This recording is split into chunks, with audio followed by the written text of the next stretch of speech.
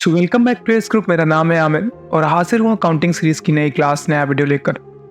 Accounting की अपनी आज की इस क्लास में हम जानने वाले हैं अगर हमें टैली प्राइम में बैड डेब्ट्स की एंट्रीज को पास करना है वो हम कैसे पास करेंगे। पहले ये जान लेते हैं क्या है बैड डेब्ट्स एंड देन इसके बाद हम देखते हैं एंट्रीज पास की कैसे जाती है।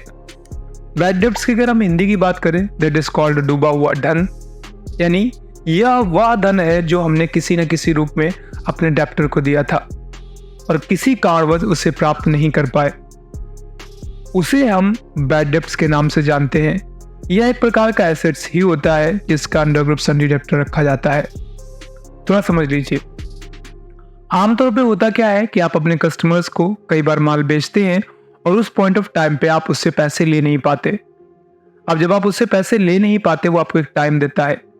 अब उस टाइम के बाद आप उससे कांटेक्ट करते हैं, आप कोशिश करते हैं उस पैसे को वसूल करने की, और मान लीजिए अनफॉर्चुनेटली आप वो पैसे वसूल नहीं कर पाते तो क्या होगा, आपको अकाउंट्स में एंट्रीज तो पास करनी पड़ेंगी। अदरवाइज जो आपने 20,000 रुपये उसको दिए थे आपके हिसाब से सन्डी डेप्टर में आपने ऑलरेडी डाला हुआ है तो वो पैसे आपको मिल जा रहे हैं, लेकिन सच्चाई ये है कि अब मिलने की उम्मीद खत्म हो गई है। तो जेन्युइन जो आपके एसेट्स थे उनका हिस्सा वो नहीं होगा। हाँ, वो एसेट्स का हिस्सा रह जाएगा लेकिन वो जेन्युइन एसेट्स का हिस्सा नहीं होगा। उसी को हम बोलते हैं बैड डेब्ट्स। बोला है जब भी आप अपने कस्टमर को कोई एक ऐसी चीज देते हैं, आप पैसा दे सकते हैं, कोई सामान दे सकते हैं जो आप बाद में रिसीव नहीं कर पा रहे, आप उसे प्राप्त नहीं कर पा रहे, वो आप अपनी फर्म के लिए बैड डेब्ट्स के अंतर्गत रिकॉर्ड करते हैं। ठीक है, और बेसिकली 2 स्टेप्स में जाता भी है, क्योंकि पहले जब आप माल बेचेंगे तब तो बैड डेब्ट्स नहीं होगा ना। जब आप माल बेचेंगे या पैसा देंगे उस समय तो आपका कैश जाएगा या फिर माल जाएगा, तो उस समय आप बैड डेब्ट्स की एंट्री पास नहीं करोगे। बैड डेब्ट्स की एंट्री तब पास करोगे जब आप वो पैसे रिसीव नहीं कर पाओगे, यानी महीने भर बाद, 2 महीने बाद, 3 महीने बाद। कैसे करोगे वो भी मैं आपको बताऊंगा। अब यहाँ पे बैड डेब्ट्स होने के कई कारण होते हैं, जिनमें से अगर हम मुख्य कारणों की बात करें, आप पैसा क्यों नहीं वसूल पाए हैं, तो इनमें से 3 लिखे हुए हैं। पहला, डेप्टर का खो जाना। अब जिस व्यक्ति को आपने पैसे या सामान उधार दिया था उसने आपको कोई एड्रेस दिया है, अब आप उस एड्रेस पर जाकर उसको ढूंढते हैं लेकिन वो आपको मिलता ही नहीं है। यू ट्राइड कि आप उसको फाइंड आउट करें वो है कहाँ, लेकिन वो आपको मिल ही नहीं रहा है। तो इससे क्या होगा, आपका बैड डेब्ट्स बढ़ेगा। क्यों? क्योंकि आपको पैसा नहीं मिल पा रहा है। सेकेंड है डेप्टर का मर जाना। अब भाई सीधी सीधी बात है कि आपने जिस व्यक्ति को पैसे उधार दिए थे, आप जब उससे पैसे रिसीव करने के लिए जाते हो तो आपको पता चलता है कि अब वो व्यक्ति जो जीवित ही नहीं है, तब आप क्या करेंगे, आपको पैसा नहीं मिलेगा। अगर कोई है रिकवरी कर सकते हैं, बट बेसिकली आप दिमाग में इतना रखिए कि अगर वो व्यक्ति ही नहीं रहा जिससे आपको पैसे लेने थे तो आप पैसे कैसे लेंगे। तो इसको कहते हैं हम बैड डेब्ट्स का होना। एंड तीसरा, द मोस्ट रिलेवेंट, आप ये कह सकते हो जब से ज्यादा होता है, दैट इज डेप्टर का इंसॉल्वेंट होना, मतलब डेप्टर का दिवालिया घोषित होना।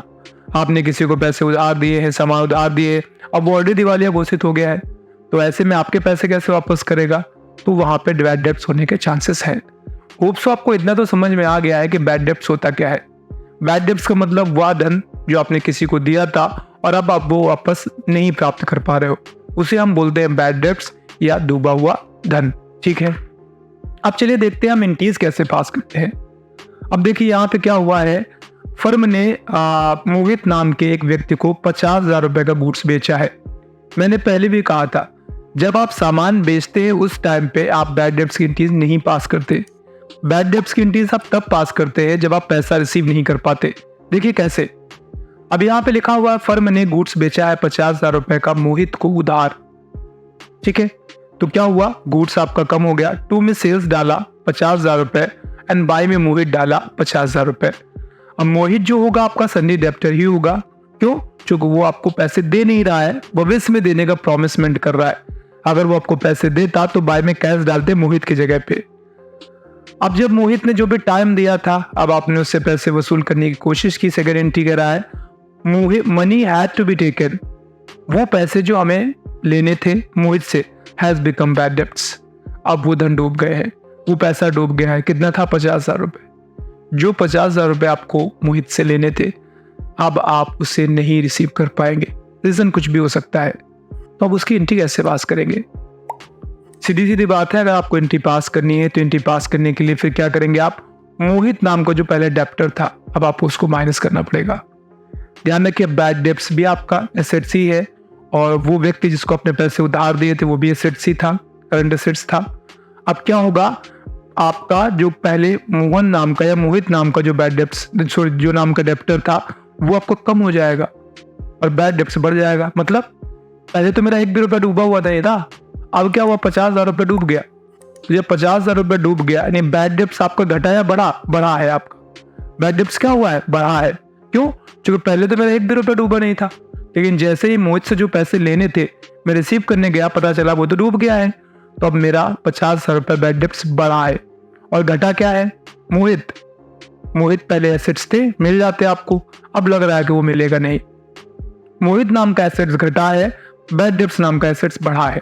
ठीक है, तो जब एसेट्स घटते हैं तो 2 में डालते हैं और जब बढ़ते हैं तो बाय में डालते हैं। तो यहाँ पे 2 में मोहित पड़ गया आपका 50,000, बाय में बैड डेब्ट्स पड़ गया 50,000 रुपये। होप्स आपको समझ में आएगा, इतना कठिन नहीं है। तो अगर हम इन दोनों एंट्रीज को आपस में मर्ज कर दें, पहले और दूसरी, तो मोहित आपस में कट जाएंगे।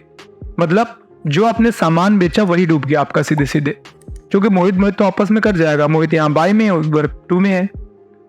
ठीक है, अब अगली एंट्री में क्या हुआ, फाइनली लास्ट में फर्म ने जो बैड डेब्ट्स मोहित से लेना था उसका 25,000 रुपये SBI चेक के रूप में रिसीव किया। मान लीजिए कहीं से ऐसा हुआ कि वो पैसा रिसीव हो रहा है, मिल रहा है उनको, तो मोहित का तो कोई काम ही खत्म हो चुका है, चूंकि मोहित तो हम पहले से काट चुके हैं, वो इतना इंपॉर्टेंट नहीं है हमारे लिए।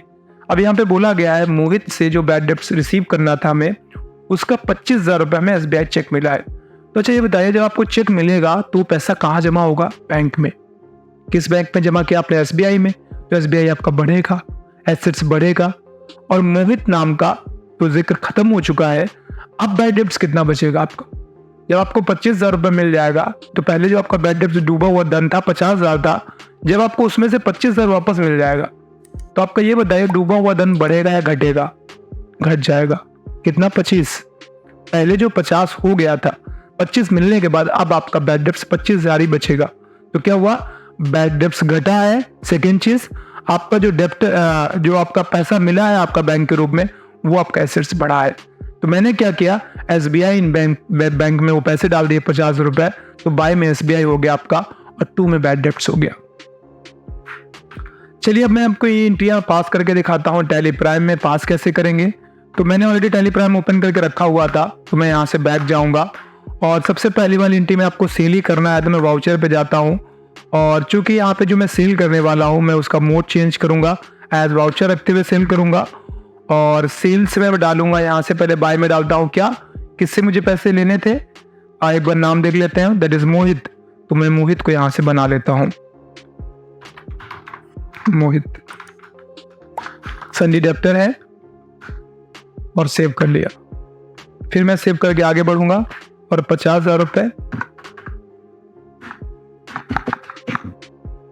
सेल्स और कंट्रोल से। अब आपको बैड डेब्ट्स हुआ है, तो ध्यान रखिए जब बैड डेब्ट्स हुआ है तो सेल्स वाउचर में नहीं जाती वो एंट्रियां, ना ही वो परचेज में जाती हैं, वो जाती है जनरल वाउचर में। क्योंकि कैश का तो कोई लेन देन होगा ही नहीं वहाँ पे, तो मैं जनरल पे जाऊँगा। ठीक है, अब क्या होगा, बैड डेब्ट्स नाम का आपका एसेट्स बढ़ा है, तो बैड डेब्ट्स नाम का एसेट्स बढ़ाना पड़ेगा, उसके लिए आपको बनाना पड़ेगा। तो हमने यहाँ से बैड डेब्ट्स नाम का एक अंडर ग्रुप बना रहा हूँ, संडी डेप्टर में ही रखूँगा और कंट्रोल करके सेव कराऊंगा। कितना है, 50,000 रुपये बढ़ गया। वजह क्या थी, वजह थी आपकी मोहित, सेव कर लिया आपने, इंटर कर दीजिए। पहले वाली एंट्री को यहाँ से ऐड कर दीजिए। अब क्या हुआ, पहली बार में मोहित आपका डेप्टर था, अब नहीं है।